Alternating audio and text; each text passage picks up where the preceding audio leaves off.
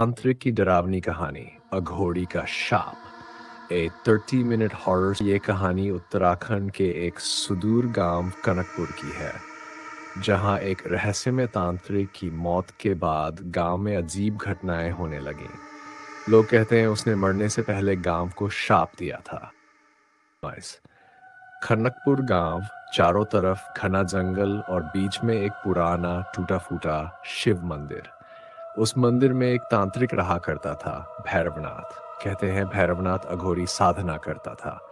वो शवों के साथ तंत्र करता, श्मशान से हड्डियां लाता और रात भर मंत्रों का जाप करता।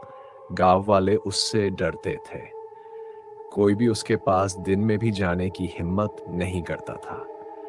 पर एक दिन अचानक भैरवनाथ की लाश मंदिर के पीछे मिली, जली हुई, मगर उसके चेहरे पर डर नहीं, मुस्कान थी। और पास में लिखा था, जो मेरी साधना तोड़ेगा वो जीते जी मर जाएगा। उसके बाद गांव में शुरू हुआ मौतों का सिलसिला। पहली मौत गांव का प्रधान रघुवीर, जो हमेशा तांत्रिक को पाखंडी कहता था, वो सबसे पहले मरा। उसकी लाश कुएं में उल्टी लटकी मिली। शरीर काला पड़ गया था, जैसे किसी ने खून निचोड़ लिया हो। फैक्ट। दूसरी घटना, गांव की औरतें कहती थी कि रात को मंदिर से रोने की आवाज आती है। किसी ने देखा, भैरवनाथ का साया रात में शिवलिंग पर बैठा हंसता है। शोधकर्ता की एंट्री डोब्स में एक तंत्र विद्या के शोधकर्ता डॉक्टर शेखर गांव पहुंचे। उन्होंने कहा, यह सिर्फ डर है, कोई आत्मा नहीं। मैं रात मंदिर में रहूंगा। रात हुई। शेखर अपने कैमरे और रिकॉर्डर के साथ मंदिर में बैठा। इस पर कैमरे ने रिकॉर्ड किया। शिवलिंग के पीछे एक अघोरी खड़ा था, बिना आंखों वाला, सिर पर राख और हाथ में खोपड़ी।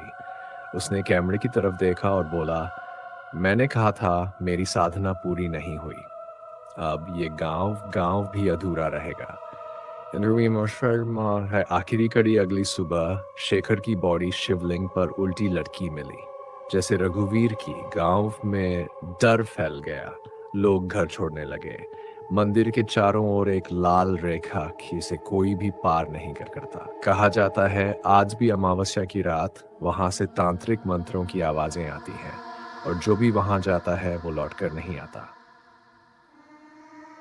अंतिम शब्द, अगर आप कभी उत्तराखंड के जंगलों में जाएं और किसी टूटे मंदिर से किसी तांत्रिक की हंसी सुनाई दे, तो भागिए मत।